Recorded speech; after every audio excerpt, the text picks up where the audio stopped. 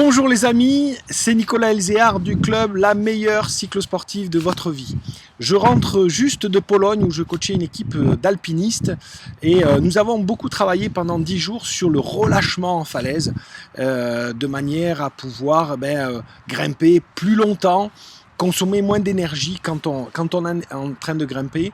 Et bien sûr, en rentrant, cela m'a donné l'idée de vous faire une vidéo parce que le relâchement en course à pied, c'est vraiment la clé du succès. Si vous êtes plus relâché, vous allez pouvoir courir plus vite, plus longtemps, en consommant moins d'énergie. Dans les années 90, quand je faisais du triathlon, j'avais un ami à moi australien qui courait le marathon en 2h50. Pas mal, n'est-ce pas? Mais que direz-vous si vous pensiez que, si vous saviez que Nick Croft courait le marathon en 2h50 à la fin d'un triathlon, c'est-à-dire après avoir nagé 4 km, fait 180 km de vélo en course, d'accord, le plus vite possible, et donc avoir enchaîné un marathon en 2h50.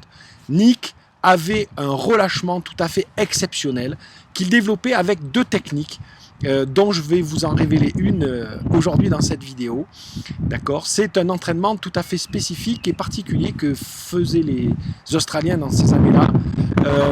Ils tiraient cet entraînement de la natation. En fait, en natation, souvent, on nage en une distance 100 mètres par exemple, en comptant par exemple le nombre de bras que l'on fait et en essayant de chercher comment en se relâchant, on utilise moins de nombre de bras pour faire cette distance. Alors voilà l'entraînement que je vous propose aujourd'hui pour travailler ce relâchement.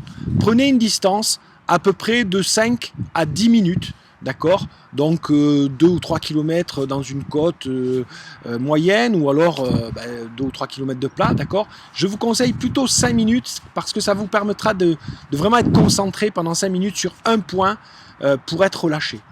Donc vous prenez cette distance, mettons 2 km en léger faux plat, ok, toujours la même, et vous allez porter votre attention sur votre rythme cardiaque.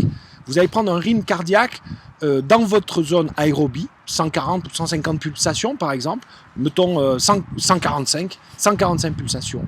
Vous réglez, vous savez, votre beeper à, 3 pulsations en dessous, 3 pulsations en dessous, 142 et 148, et vous faites ce parcours de 2 km, évidemment le plus vite possible, mais surtout en respectant cette fréquence cardiaque de 145. Vous prenez le temps, mettons 9 minutes, et puis vous allez essayer d'améliorer ce temps en vous relâchant, simplement en vous relâchant, c'est-à-dire vous allez courir en essayant d'être plus relâché sur le haut du corps, sur les mains, sur les chevilles, les genoux, etc. D'accord? Dans votre respiration, essayez de penser à moins de choses, etc.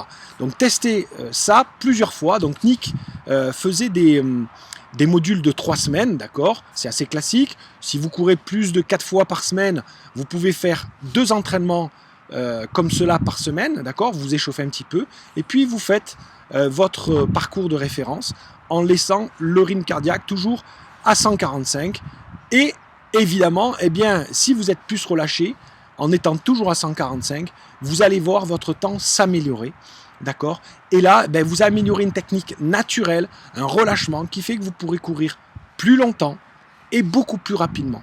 C'est un moyen ludique de faire des entraînements en aérobie, hein. Souvent les entraînements en endurance, c'est bien, mais on court des heures et des heures à s'ennuyer. Là, ça vous donne un thème spécifique. Si vous voulez, vous pouvez même le faire 2 fois dans une sortie un petit peu longue. Au bout d'un quart d'heure ou une demi-heure d'échauffement, vous faites cet entraînement spécifique, vous mesurez le temps et puis vous finissez ensuite votre entraînement encore un quart d'heure ou une demi-heure pour faire un bon entraînement d'1 heure. Ça fait vraiment des séances d'endurance beaucoup plus sympas. Et vous verrez qu'en faisant ce programme pendant 3 semaines, 1 ou 2 fois par semaine selon votre niveau d'entraînement, en 3 semaines, vous allez améliorer vos temps. Vous pouvez faire des modules comme ça 2 ou 3 fois dans l'année et vraiment, vous verrez que vos performances augmenteront. Voilà, c'est un entraînement tout simple, mais qui rendra vos séances d'entraînement d'endurance plus sympas, qui améliorera votre vitesse, votre endurance, et qui vous permettra de durer beaucoup plus longtemps avec ce rythme de vitesse. J'espère que cette méthode vous plaira. Tenez-moi informé par les commentaires que vous allez laisser juste en dessous. Moi, je vous remercie et puis je vous dis à très bientôt pour une prochaine vidéo.